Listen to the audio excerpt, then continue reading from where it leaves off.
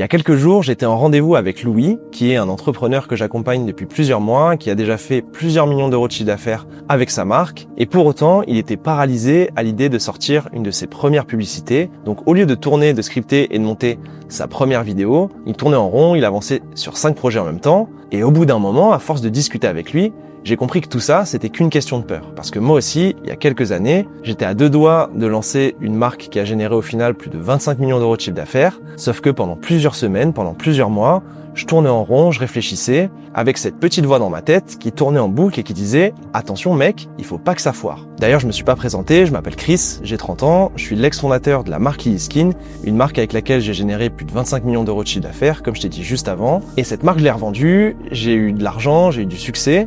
Mais pour autant, cette peur dont je te parle depuis le début, moi aussi je la ressens au quotidien. C'est pour ça qu'aujourd'hui, j'accompagne plein d'entrepreneurs à aller plus loin dans le business, mais à les aider aussi à surpasser leurs peurs. Donc sur cette chaîne, j'ai décidé de faire exactement pareil, te partager tout ce que j'ai appris sur le business, sur les peurs qu'on traverse, et surtout te donner un maximum de clés pour que tu puisses toi aussi construire une vie qui a vraiment du sens. Toutes ces peurs, elles m'ont appris quelque chose de très important. La gorge qui se serre, le ventre qui se noue, le cœur qui s'emballe face à l'idée de prendre un choix, de prendre une décision, ou même pour moi de filmer et de poster cette vidéo, toutes ces sensations-là, elles peuvent soit nous empêcher d'avancer et anéantir nos projets, soit nous emmener exactement là où on veut aller, et cette peur devient notre meilleur allié. Et pour tous ceux qui disent qu'ils n'ont plus peur en business, que depuis qu'ils ont de l'argent, ça a tendance à disparaître, il y a 2 solutions. Soit ils se mentent à eux-mêmes, soit ils prennent plus assez de risques. Et dans les 2 cas, ils passent à côté d'une émotion cruciale, nécessaire pour avancer dans la vie et dans le business. Parce que sans challenge, il n'y a pas de peur, et sans peur, il n'y a pas de changement. Mais ça, personne ne veut l'avouer. Donc comme cette peur, c'est un sujet que je retrouve tout le temps et qui, je pense, est une des choses qui empêche le plus les gens d'avancer, j'ai décidé de te partager 5 conseils pour mieux la comprendre et mieux la surpasser. Parce que comme on dit, avoir du courage, c'est pas ne plus avoir peur, c'est avancer malgré la peur. Le premier conseil, si t'as peur que ça foire, si t'as peur de pas y arriver, c'est déjà de redéfinir ce que ça veut dire foirer. Parce que c'est important de comprendre que la peur de si ça foire, c'est pas une peur d'échec, c'est une peur de perte. Elle nous bloque parce que notre cerveau, il pense qu'on va perdre quelque chose de très important. De l'argent, du temps, de la confiance en soi, de l'amour des autres. Et au final, cet échec, dans notre tête et dans notre cerveau, il résonne comme un arrêt de mort. Et c'est ça le shift mental qui est ultra puissant et qui moi personnellement m'a beaucoup aidé, c'est de plus voir l'échec comme un arrêt de mort, mais plutôt de le voir comme un test qui va me permettre d'avoir une donnée en plus. Quand j'ai commencé le e-commerce et que j'y connaissais rien, j'ai lancé une 30aine de sites. Sur ces 30 sites, à chaque fois j'étais en stress que ça fonctionne pas. Et devine quoi, il n'y a aucun de ces 30 sites qui ont vraiment fonctionné. Mais avec le recul, si j'avais pas fait tout ça, j'aurais pas eu l'expérience nécessaire, j'aurais pas fait assez d'erreurs pour au final réussir à créer Skin et faire plus de 25 millions d'euros de chiffre d'affaires parce que je serais encore en train de réfléchir et de me dire ok, quel est le produit winner, qu'est-ce que je devrais faire, quelle est la stratégie parfaite pour directement arriver au succès. Et c'est ça que j'aimerais que tu comprennes, c'est que si on réussit sans rien apprendre en chemin, est-ce que c'est vraiment une réussite ou est-ce que c'est juste un coup de chance? Parce que pour moi, réussir, c'est simplement le chemin. Et sur ce chemin, il va y avoir plein d'obstacles. Tous ces obstacles, le plus souvent, c'est des peurs à dépasser. Et à chaque fois qu'on en dépasse une, c'est déjà une victoire. Surtout qu'on peut jamais savoir le sens que ça a dans notre vie de prendre telle décision. Parfois, on se rend compte que quitter notre taf et de se lancer dans tel projet, même s'il n'a pas marché, c'était une des meilleures opportunités de notre vie et ça nous a permis de comprendre ça sur nous, d'arriver à tel endroit, de débloquer telle autre opportunité et c'est ça qui est important de comprendre. Le deuxième conseil qui m'a vraiment aidé pour surmonter cette peur de pas y arriver, c'est d'accepter le pire scénario. Avec Skin, le stress, il s'est pas arrêté qu'au moment du lancement. On a développé la marque, on a essayé pendant 1 an et demi de faire en sorte que ça fonctionne, sauf que ça fonctionnait pas si bien, on était à 2 doigts de tout arrêter, et à ce moment-là, j'ai eu vraiment un déclic en me disant « Ok, et si ça marche pas, qu'est-ce que ça fait? Quelles sont les conséquences que ça marche pas ?» Et au final, en réfléchissant, il se passait pas grand-chose. Je rebondirais, je lancerais une autre pub, je lancerais un autre projet, je ferais autre chose, je reprendrais un taf. Et à partir de ce moment-là, une fois que j'étais dans cette pensée-là, j'ai plus du tout abordé les nouvelles publicités avec la même énergie. Et comme par hasard, la première pub que j'ai lancée après ce déclic, ça a été la pub qui nous a fait exploser, qui nous a permis de vraiment comprendre que si on arrivait à faire des bonnes publicités à répétition, on pourrait faire des très gros chiffres d'affaires. Et c'est comme si le fait d'accepter l'échec, ça m'avait réellement permis de réussir. Donc du coup, je me suis fabriqué un petit remède que j'utilise tout le temps et que je voulais te partager ici, c'est le remède du « et alors ». Dès que je suis face à une décision, que je ressens de la peur, que je me dis que je vais pas y arriver, que ça va pas être assez bien, je me dis « et alors ?» Et alors, il va se passer telle chose.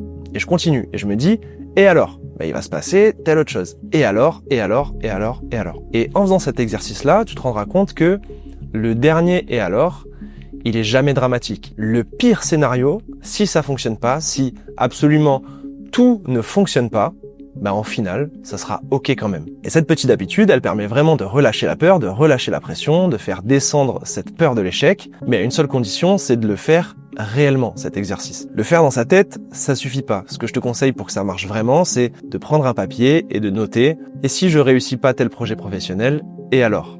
Il va se passer ça. Et alors, il va se passer ça, etc., etc. Ça permet de voir de l'extérieur que les conséquences sont pas si terribles. C'est posé sur le papier.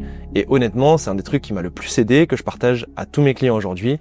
Donc, je voulais t'en parler pour que tu puisses toi aussi le mettre en place et combattre cette peur. Le troisième conseil qui m'a réellement aidé à surmonter ces peurs, c'est de me focaliser sur l'action et pas sur les résultats. La peur, en soi, on peut pas la maîtriser. C'est un truc qui est dans notre ADN, qui a été programmé pour nous permettre de survivre. Donc, quand on était dans la savane et qu'on entendait un bruit et qu'on se pensait en danger, notre corps, il courait, il fuyait le plus rapidement possible, sans même qu'on y ait à réfléchir. Sauf qu'aujourd'hui, dans nos vies modernes, si tu réussis pas ton business ou si tu réussis pas tel projet, il n'y a pas un tigre qui va venir te bouffer. Mais malheureusement, le stress et la peur que ça engendre, c'est bien réel au fond de nous. Donc le plus souvent, on se tétanise parce que on se fixe sur le résultat, le nombre de vues, les ventes, le délai, etc.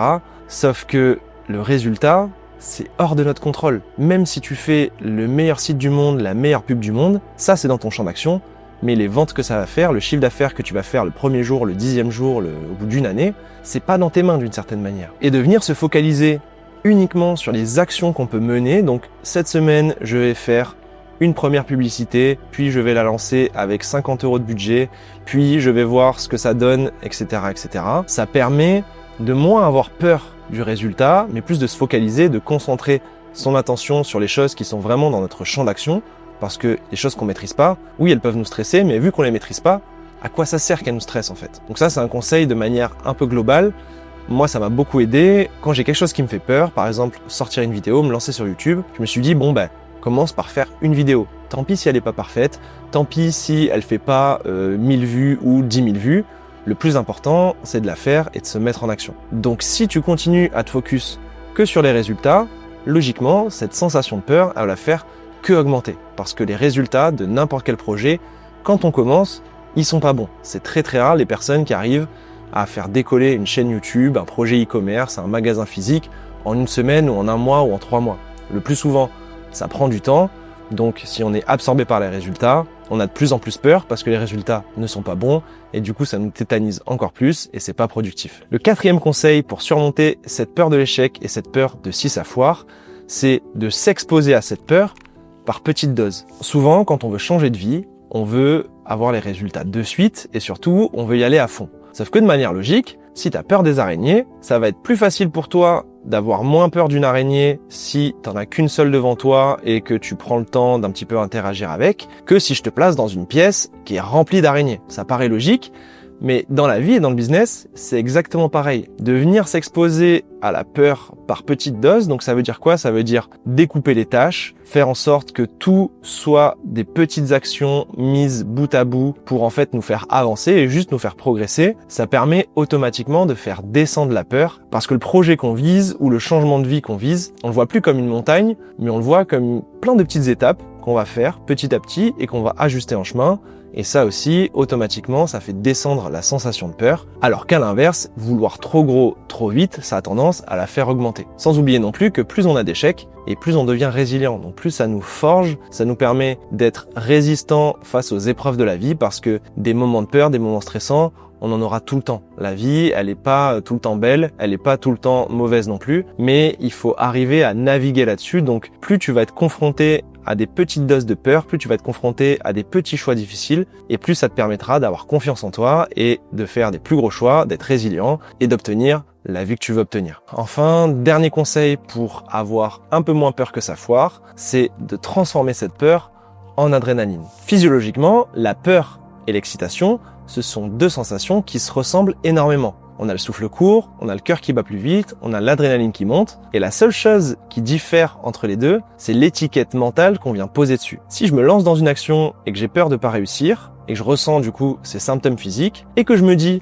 « Attends, c'est pas de la peur, c'est de l'excitation », c'est bête, mais ça change tout. Le cerveau réétiquette ces informations corporelles et arrête le plus souvent de nous paralyser. Enfin, une des dernières choses qui m'a vraiment aidé à surmonter mes peurs, c'est ce qu'on appelle le coup d'inaction. Comme on l'a vu au début, la peur de l'échec, le plus souvent, c'est une peur de perte. On a peur de perdre de l'argent, de perdre l'amour des autres, etc.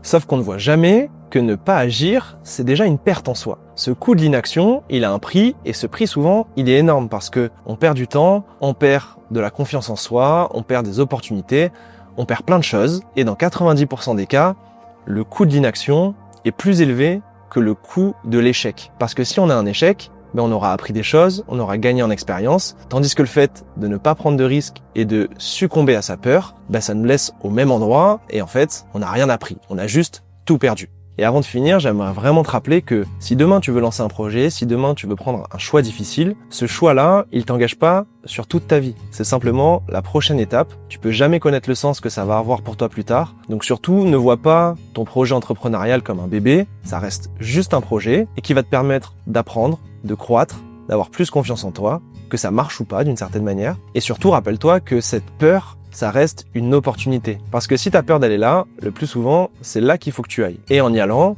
ça va te permettre de prendre une longueur d'avance par rapport à tous les gens qui ont la même peur que toi, mais qui, eux, n'y sont pas allés. Donc, accepte cette peur et dis-toi que la réussite, c'est pas un chiffre sur ton compte bancaire. C'est qui tu deviens, quelle peur tu traverses, parce que chaque peur que tu traverses, ça te fait grandir, et chaque peur que tu traverses, c'est un avantage pour toi, parce que toi, tu l'as traversée, et les autres sont encore en train de la subir. Donc, avance, tombe s'il le faut, réessaye, relève-toi, apprends, parce que pendant que les autres hésitent, toi tu agis, et ça, c'est le secret de l'entrepreneuriat.